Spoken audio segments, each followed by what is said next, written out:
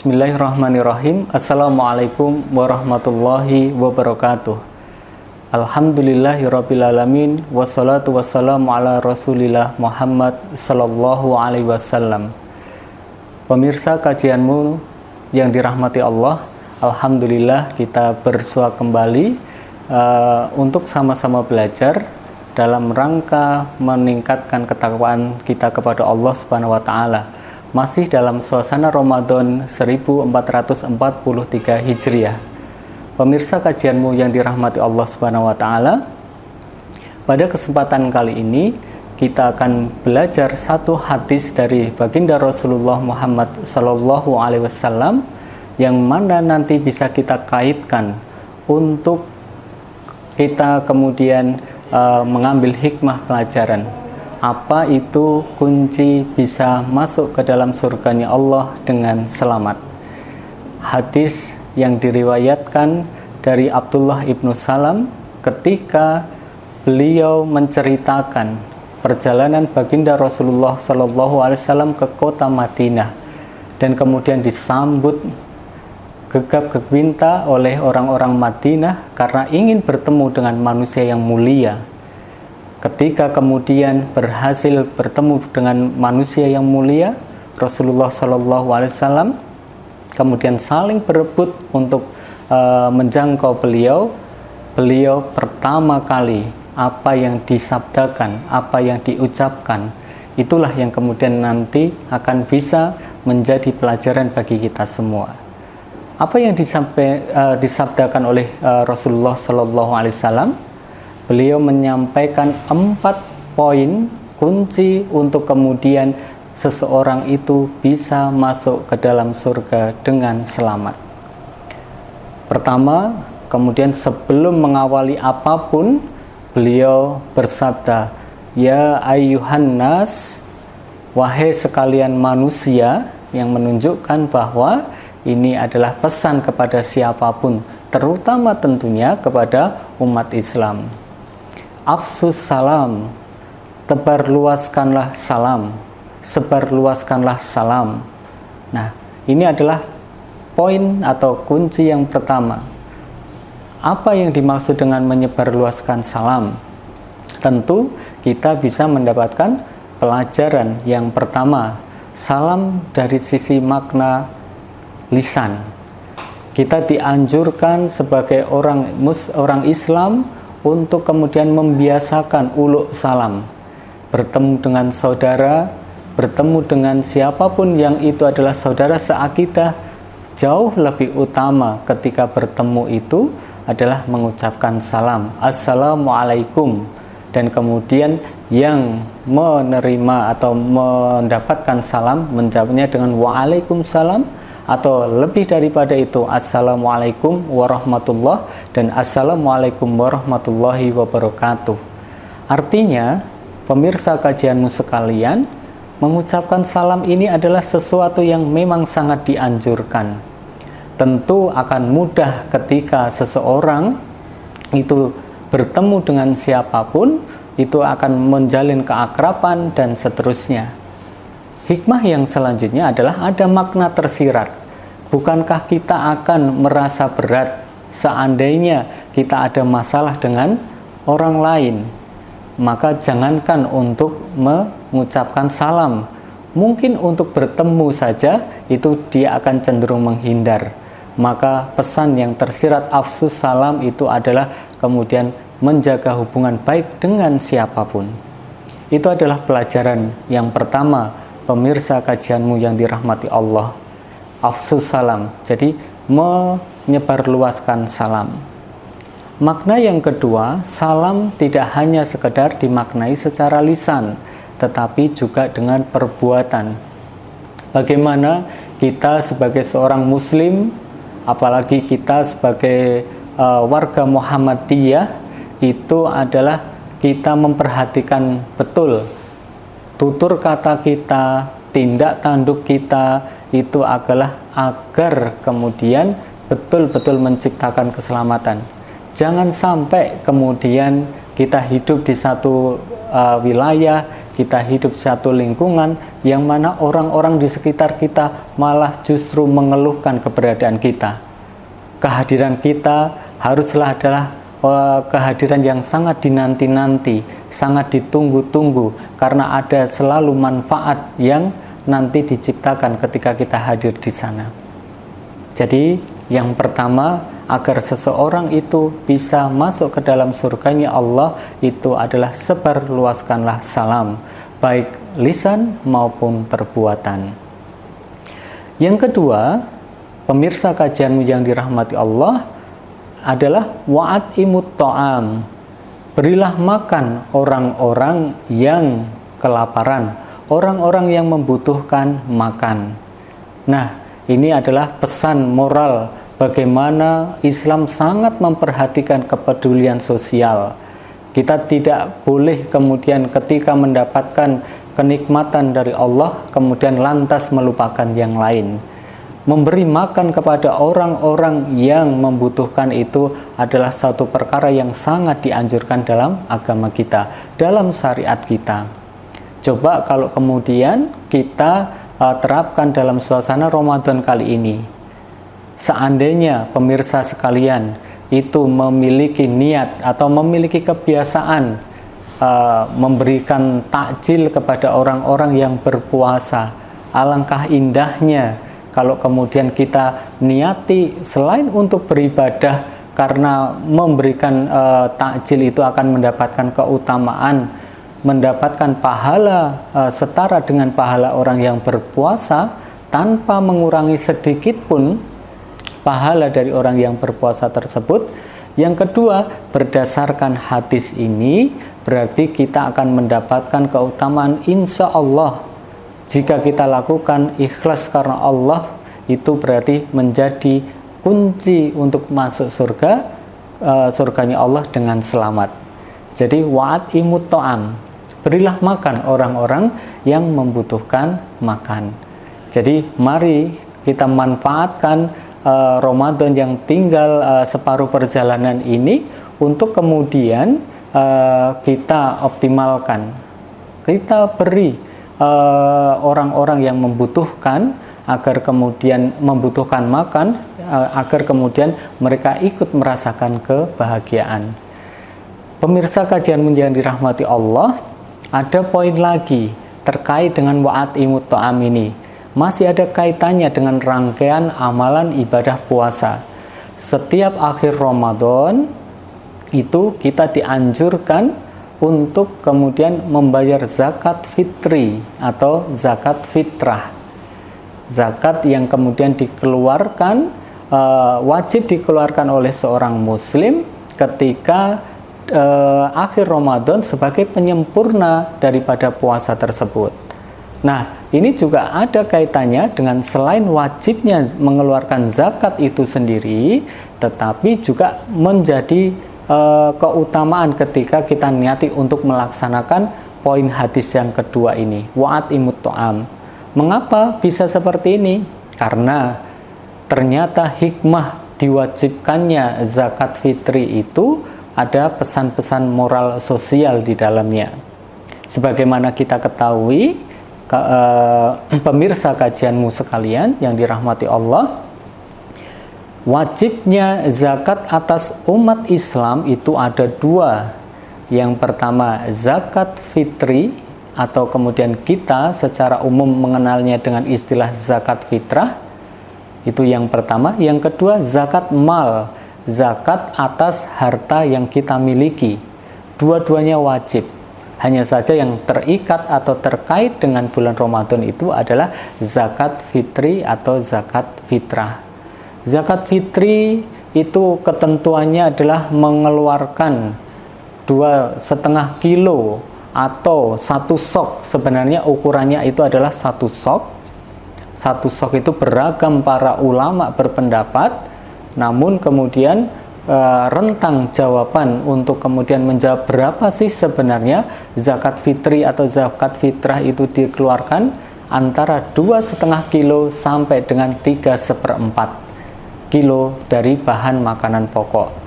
Jadi pemirsa kajian yang dirahmati Allah, ketika kemudian nanti kita akan menunaikan atau membayar zakat fitri atau zakat fitrah itu, boleh memilih rentang itu 2,5 kilo sampai dengan 3/4. Mungkin kalau misalnya ada yang berpendapat untuk menjaga keamanan itu kemudian mengambil 3 kilo, itu juga tidak masalah. Yang penting ada di dalam rentang ukuran tersebut. Yang selanjutnya adalah siapa sih yang wajib untuk mengeluarkan zakat fitri atau zakat fitrah, atau bahasa yang sederhananya batas minimalnya berapa, atau bahasa yang lain nisabnya berapa. Zakat fitri atau zakat fitrah itu adalah wajib bagi setiap muslim yang apabila dirinya dan kemudian orang-orang yang ditanggungnya itu memiliki cadangan makanan untuk sehari semalam. Jadi ketika ada seorang kepala rumah tangga, atas dirinya dan orang-orang yang ditanggungnya, misalnya istri, anak-anaknya, atau bersama di dalam rumahnya itu hidup juga orang tua atau kerabatnya, atau siapapun yang ditanggung oleh dirinya itu, dan kemudian dia mampu untuk memberikan makanan dan cadangan makanan sehari semalam, maka dia terhitung wajib mengeluarkan zakat fitri atau zakat fitrah. Yang selanjutnya, zakat fitri atau zakat fitrah ini adalah dikeluarkan mulai dari awal Ramadan, tidak masalah. Ada beberapa ulama yang membolehkan, tetapi kemudian keutamanya di akhir Ramadan, dan batas maksimal penunaiannya itu adalah ketika sholat id akan diselenggarakan.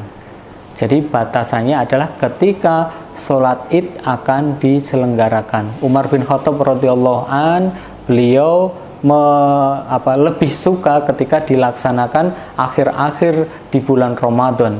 Jadi kemudian nanti zakat fitri atau zakat fitrah ini bisa dimanfaatkan. Nah, bisa dimanfaatkan siapa yang akan memanfaatkan zakat fitri dan zakat fitrah? Pemirsa kajianmu yang dirahmati Allah, sebagaimana kami sampaikan tadi di awal, zakat fitri atau zakat fitrah ini adalah merupakan bentuk kepedulian sosial yang diajarkan oleh syariat Islam ini. Yaitu apa? Ketika Idul Fitri, hari raya umat Islam di akhir bulan Ramadan, di awal Syawal, itu adalah hari untuk bersukacitanya kita. Bersukacitanya karena ada hari raya. Nah, karena adanya hari raya tersebut, banyak kita itu bersukacita dengan kemudian karena kemarin berpuasa, sekarang harus makan, kita harus kemudian merayakannya dengan kebahagiaan dan seterusnya. Kita harus mengingat bahwasanya di tanggal tersebut, tanggal 1 Syawal tersebut, belum tentu semua orang itu merasakan kenikmatan, bisa makan dengan nyaman, makan dengan enak dan seterusnya. Artinya ada sebagian dari saudara-saudara kita yang lain itu kekurangan. Maka disinilah hikmah daripada zakat fitri itu ditunaikan. Makanya kemudian Imam Maliki, Imam Syafi'i, Imam Hambali itu mengharuskan zakat fitri itu harus berupa bahan makanan pokok. Karena apa? Hikmahnya zakat fitri itu adalah agar kemudian orang-orang yang kekurangan, yang tidak bisa merayakan hari raya dengan kebahagiaan, tidak memiliki makanan, mereka memiliki kesempatan untuk kemudian merayakan dengan kebahagiaan. Sedangkan kalau Abu Hanifah lebih longgar, Imam Abu Hanifah membolehkan, tidak harus dengan bahan makanan pokok, tetapi apapun yang kemudian senilai dengan itu, bahkan kemudian boleh diganti dengan uang, sehingga tetap dirasakan manfaatnya. Pemirsa kajianmu yang dirahmati Allah, wa'at imut to'am, kembali kepada makna hadis tadi. Berarti kita itu adalah ada pesan-pesan moral untuk kemudian kita itu berbagi kepada orang-orang yang membutuhkan. Maka ketika menunaikan zakat fitri atau zakat fitrah, mari kita niatkan tidak hanya sekedar untuk menggugurkan kewajiban seorang muslim yang sudah mampu dengan kriteria yang sudah kami sebutkan tadi di awal, tetapi berharap kepada Allah agar kemudian zakat fitri yang ditunaikan itu kemudian bisa menghantarkan kita masuk ke dalam surga dengan selamat. Poin selanjutnya, pemirsa kajianmu yang dirahmati Allah, yaitu matan hadis yang ketiga adalah wasilul arham, dan menyambung tali silaturahim. Ini kalau kita jabarkan juga ada kaitannya dengan bulan Ramadan. Adat kebiasaan kita, masyarakat kita, khususnya di Magelang ini, adalah ada tradisi ujung ketika habis sholat Id, kemudian silaturahim ke tetangga-tetangga untuk kemudian lebur dosa, bahasanya seperti itu. Itu adalah kalau kemudian mengacu kepada hadis ini, wasilul arham, sambunglah silaturahim. Mari kita kemudian gunakan ini kesempatan untuk menyambung silaturahim. Mungkin sama-sama tinggal di Magelang, tapi satu dengan yang lain masing-masing sibuk dengan urusannya, sehingga tidak pernah bertemu suasana Ramadan, dan akhirnya nanti di bulan Syawal ketika Lebaran itu kesempatan untuk bertemu. Tidak hanya untuk saling memaafkan, tetapi ada niat di situ menyambung tali silaturahim. Itu apa? Keutamaannya, karena sekali lagi dengan menyambung tali silaturahim itu adalah juga merupakan kunci bisa masuk surga dengan selamat. Dan pemirsa kajianmu yang dirahmati Allah, yang terakhir pesan dari baginda Rasulullah dalam hadis ini adalah wasallu billaili wan nasun niyam, dan sholat malamlah ketika manusia kebanyakan sedang dalam keadaan tidur. Kita sudah tahu pasti selama bulan Ramadan kita dilatih untuk melaksanakan sholat malam. Apa itu? Sholat taraweh. Sholat taraweh itu adalah sholat yang dilaksanakan setelah sholat isya secara berjamaah. Umumnya di wilayah kita di Magelang ini kita melakukan sholat itu. Nah, yang kemudian menjadi kesalahan dalam tanda kutip, kebanyakan dari kita menganggap setelah Ramadan selesai berarti sholat malamnya selesai. Artinya sudah tidak ada lagi taraweh, betul, tetapi harusnya kemudian kebiasaan sholat malam itu terus dilazimi, dibiasakan, sehingga apa? Kita bisa melaksanakan poin yang keempat tadi, yaitu apa? Wasallu billaili, dan sholat malam wan nasun niyam, ketika orang-orang dalam keadaan tidur. Maka pemirsa kajianmu yang dirahmati Allah, kemudian Rasulullah Shallallahu Alaihi Wasallam mengikat setelah menyampaikan 4 hal tadi adalah tadkhulul jannah bisalam, maka kalian akan bisa masuk ke dalam surga dengan keselamatan. Pemirsa kajianmu yang dirahmati Allah, 4 hal tadi, mari coba kita renungi, kita hayati pesan daripada baginda Rasulullah Shallallahu Alaihi Wasallam. Momentum Ramadan kali ini 1443 Hijriah, yang mungkin saja ini adalah Ramadan terakhir bagi kita. Kita belum tahu apakah Ramadan besok bisa berjumpa kembali. Maka kemudian kita hayati betul, kita renungi betul untuk kemudian kita ambil pelajarannya. Yang pertama adalah menyebarluaskan salam, baik lisan maupun perbuatan, agar kemudian orang-orang selalu merindukan kehadiran kita, karena kehadiran kita penuh dirasakan manfaatnya. Yang kedua adalah wa'at imut ta'am, memberikan makan kepada orang-orang yang membutuhkan. Jangan lupa untuk menunaikan kewajiban zakat fitri atau zakat fitrah di akhir bulan Ramadan nanti. Karena apa? Ketika kita harus merayakan dengan kebahagiaan Lebaran besok, itu harus kita sadari, apalagi kondisi seperti saat ini. Banyak saudara-saudara kita yang mereka itu membutuhkan. Maka wa'atimu ta'am itu juga bisa kita perluas maknanya. Tidak hanya sekedar memberi makan, tetapi memberikan bantuan orang-orang yang membutuhkan. Bukankah warga Muhammadiyah selalu diingatkan, selalu diajarkan, mengingat petuah dari nasihat dari Kiai Haji Ahmad Dahlan, bahwasanya orang itu harus senantiasa memberikan bantuan kepada siapapun. Kita sebagai warga Muhammadiyah hendaknya meneladani apa yang kemudian disampaikan oleh beliau. Yang ketiga, wasilul arham, menyambung tali silaturahim. Tentu mari kita ciptakan, kita jadikan siapapun itu adalah saudara kita. Kemanapun pergi kita berjumpa dengan teman dan saudara seakidah dan saudara seperjuangan, saudara sama-sama di Persyarikatan Muhammadiyah, sehingga dimanapun kemudian kita akan berjumpa dengan saudara-saudara yang akan saling menguatkan kita dalam keimanan dan ketakwaan. Maka kalau kemudian kita kaitkan dengan Ramadan itu, besok pun ketika tradisi ujung, sebenarnya tradisi ujung itu betul-betul adat istiadat yang hanya dikenal di beberapa wilayah saja di Indonesia, dan kemudian tentunya di Magelang ini. Mari kita niatkan tradisi ujung itu sekali lagi untuk melaksanakan hadis ini, wasilul arham.